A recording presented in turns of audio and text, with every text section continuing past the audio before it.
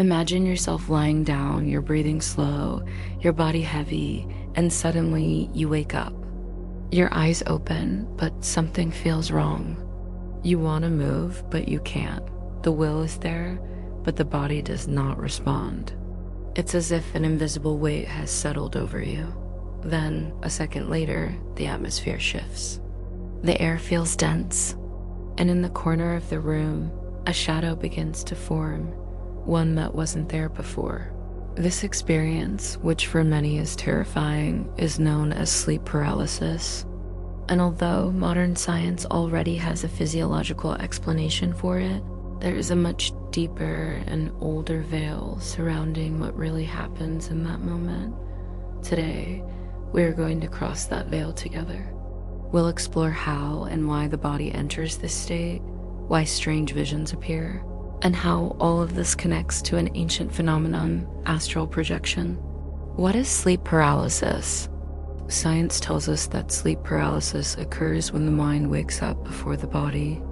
During REM sleep, the stage when most dreaming happens, the brain temporarily switches off. Muscle movement to prevent us from physically acting out our dreams. This mechanism is called muscle atonia. On most nights, waking up and regaining muscle control happen at the same time. But sometimes the brain wakes up, consciousness returns, and the body remains locked in that paralyzed state. That's when sleep paralysis happens, but this is only the surface. What the physical eyes cannot explain. Thousands of people report that during sleep paralysis, they feel presences in the room, see shadows, figures, or even disturbing beings. They feel observed, or as if an invisible force is pressing them down onto the bed. The purely physiological explanation attributes this to hypnopompic hallucinations, images created by a mind still partially immersed in the dream world. But the esoteric view reveals another scenario. At that moment, you have one foot in the physical world and the other in the subtle one. The physical body is immobilized, but the spiritual or astral body is partially detached. This overlap creates a hybrid perception. Part of the images come from your subconscious, part come from the astral environment you are accessing. The doorway between two worlds. To understand this, we need to remember what we really are. You are not just a body. The physical body is only the densest, most visible part of a much broader system. Beyond it, there are other bodies or layers, the etheric body, the astral body, the mental body, and so on. During sleep, these bodies align in different ways. The astral body, for example, detaches partially from the physical one, staying connected by an energetic filament known as the silver cord. It is through this cord that consciousness remains linked to the physical body. In sleep paralysis, consciousness wakes up while the astral body is still out of alignment. It is like waking up in the hallway between two worlds. Why do we see strange beings in the physical plane? Our senses capture only a small fraction of reality. But in sleep paralysis, part of our astral perception blends with physical perception. This allows us to sense beings and forms normally invisible to human eyes. Not all of these beings are negative. Many are simply inhabitants of subtle planes vibrating at different frequencies from ours. But because the mind carries the fear of the unknown, the mere presence of these forms can be interpreted as threatening. There's also a phenomenon of vibrational resonance. When your emotional frequency is low, fear, anxiety, panic, you more easily connect to denser astral zones where forms appear darker and more disturbing. The connection with astral projection, here lies the fascinating part. Sleep paralysis can be a doorway to conscious astral projection. When your body is immobilized and your consciousness is awake, you are right at the threshold between the physical and astral worlds. With the right technique, you can push your awareness out of the body and take control of the experience. Astral projection, also called out-of-body travel, is the displacement of consciousness outside the physical body using the astral body as a vehicle. In this state, you can explore other dimensions, visit distant places, meet departed loved ones, and access memories and information beyond space and time. How the spirit moves. The movement of the astral body is natural and happens every night, even if you are not aware of it. While the physical body rests, consciousness projects into non-physical realities. It is as if we live two parallel lives, one in the physical plane, ruled by matter and time, and another in the subtle plane, where space and time follow different laws. The astral body, lighter and more flexible, detaches from the physical one and moves guided by intention and vibration. It does not walk like the physical body. It floats, it passes through walls, it travels great distances instantly, or even accesses dimensions where space is not organized like in the material world. This connection is sustained by the silver cord, an energetic bond that keeps life anchored in the body while consciousness ventures outside it. This cord cannot be cut by any being or external energy. It breaks only at the moment of physical death. Living two lives at the same time, few realize that while we live here in the physical plane, we are simultaneously living experiences in the astral plane. This other life unfolds every night, though we rarely remember it. In the astral world, we meet people, participate in events, study, help, and are helped. Some of these experiences influence our physical lives indirectly as premonitions, inspirations, or mood shifts we can't quite explain.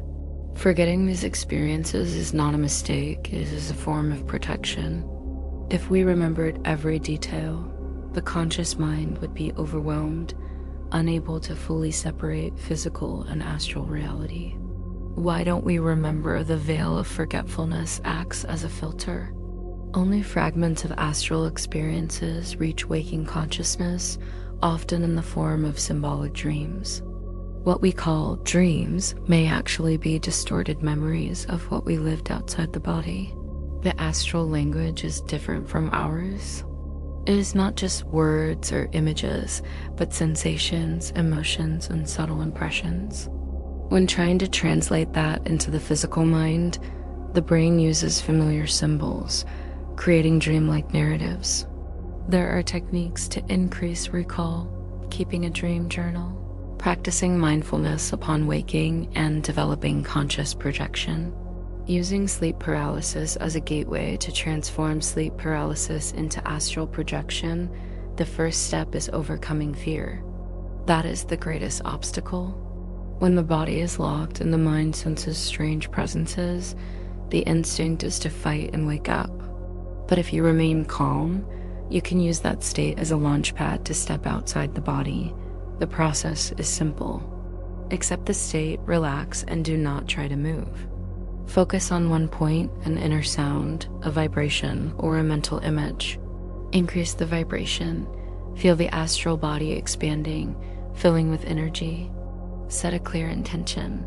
Firmly think, I will leave, or imagine yourself floating upward. Then let the displacement happen. Feel yourself sliding out of the body, rising, moving sideways, or even spinning as if on an axis.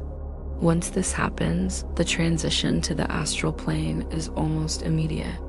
What you find in the astral plane, is not a single uniform place. It is divided into multiple frequency bands. The denser ones appear as shadowy landscapes, often distorted reflections of the physical world. The higher ones are luminous, harmonious, filled with shapes that words cannot describe. What you encounter depends directly on your vibrational frequency at the moment of projection. If you are afraid, angry, or anxious, you will tune into dense regions. If you are at peace, grateful, and open, you will be drawn to higher realms. Protection and preparation.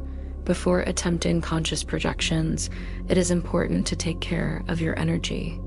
That means mental purification, avoiding violent or negative content before sleep, energetic hygiene, practices like deep breathing, prayer, or visualizing light, an elevated intention, projecting yourself with constructive goals, such as learning or helping. Protection in the astral plane begins with your own energetic field. The light you emit is your best defense. Facing the shadows when we speak of strange beings and sleep paralysis or astral projections, often we are also speaking of internal reflections. The astral plane is highly plastic, shaped by the thoughts and emotions of the projector. If you carry deep fears, traumas, or anxieties, they may take symbolic form before you: shadowy figures, monsters, or disturbing voices. These are not always independent entities. Many times they are projections of your own psyche materialized in the subtle field. Facing them with courage and neutrality can dissolve them instantly. And that is where the hidden lesson of projection lies. You discover that you are a creator, even outside the physical body. The calling during sleep. Some people report that before an intense projection, they feel pulled or called by something invisible. It might be a ringing sound in the ear, a strong vibration in the body, or even a mental voice is saying, "Come." In esoteric traditions, these signals are interpreted as invitations from spiritual guides or vibrational environments aligned with the projector's energy. If the intention is positive and the vibration is high, following the call can lead to enriching encounters and experiences of expanded consciousness. Journeys beyond time. One of the most fascinating possibilities of astral projection is time travel. In the subtle plane, time is not linear like it is on Earth. It is possible to revisit the past, observe moments that have already happened, and in some cases, access probability lines of the future. These visions are not fixed predictions, but glimpses of potential paths that may or may not manifest depending on choices made in physical life. For this reason, many projectors use these experiences to gain clarity in decision-making or to understand recurring patterns in their lives. Encounters with the departed. The astral plane is also a place where it is possible to meet people who have already passed away. These reunions may be brief or long, clear or symbolic, depending on the lucidity of the projector and the vibrational state of both. For many, such encounters bring emotional closure, peace, or even valuable guidance that impacts waking life. But it is important to remember, not every form in the astral is truly who it appears to be. There are thought forms and entities that can assume familiar appearances. The best way to discern is through vibration, and the astral, energetic essence never lies. Returning to the body, the return of the astral body to the physical happens naturally. Usually it is smooth. You simply wake up in the body, movement returns, and life continues. Other times it may be abrupt, like a jolt or sudden drop. This can cause palpitations, but it is not dangerous. Many traditions say that the sensation of falling into a void, which some people feel as they drift off to sleep, is actually the astral body returning suddenly before its time. The hidden value of the experience, sleep paralysis, and astral projection are not random or meaningless events. They reveal that consciousness is not confined to the physical body and that there are layers of reality we usually ignore. For the sincere seeker, understanding and exploring these states can open doors to deep self-knowledge, overcoming fear, and a new relationship with both life and death.